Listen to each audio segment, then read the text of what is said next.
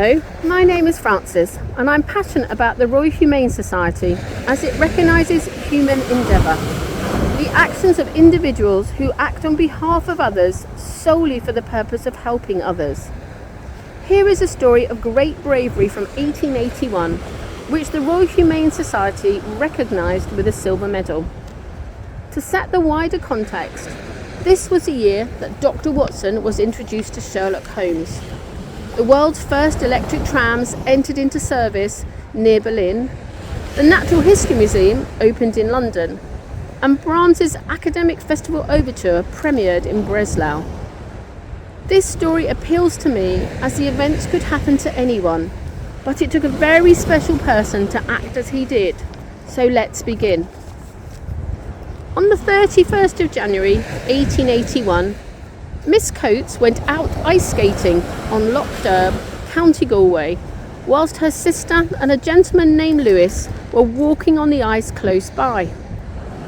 When the group were upwards of 100 yards from the shore, the ice gave way under Miss Coates and she became immersed in 12 feet of water. Mr. Lewis started for the land with a view of obtaining a rope from a boat on the other side of the lake, but before going made an ineffectual attempt to rescue the lady, becoming immersed himself. Miss Jenny Coates took off her boots and ran across the rotten ice of the bay, nearly half a mile distant, and procured a rope, returning by the same route, followed by Mr. Lewis, who endeavoured to hand the rope to the lady, who was holding herself above the water with the aid of a branch thrown by her sister. In doing this, Mr. Lewis lost his life as the ice gave way and he sank beneath the surface.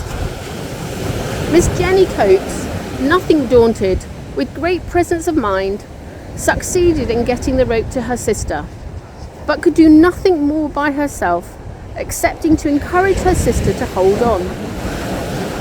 In this awful position the ladies remained for nearly 2 hours, Miss Jenny retaining her hold on the rope, supporting her sister and crying aloud for help. At this juncture, the lady's younger brother appeared, who at once procured another rope. Here again, the young lady added to her former presence of mind by handing the rope to which her sister was clinging to her brother to hold, whilst with the other rope crept along the ice to the place where Mr. Lewis had gone down and tied it round her sister's waist, stooping over the edge and reaching into the water and then getting back to her brother on the firm ice. They then pulled the almost lifeless girl out of the water and carried her to land. The committee of the Royal Humane Society were unanimously of the opinion that the courageous conduct of the late Mr. Lewis should be recorded, and if he had survived his gallant exertions, he would be awarded the silver medal also. Thank you for listening to this story.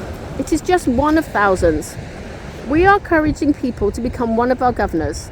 For just £100 in 2024, you'll be invited to a variety of society events, such as our annual General Court, where you'll see awardees receiving their medals and hear their amazing stories.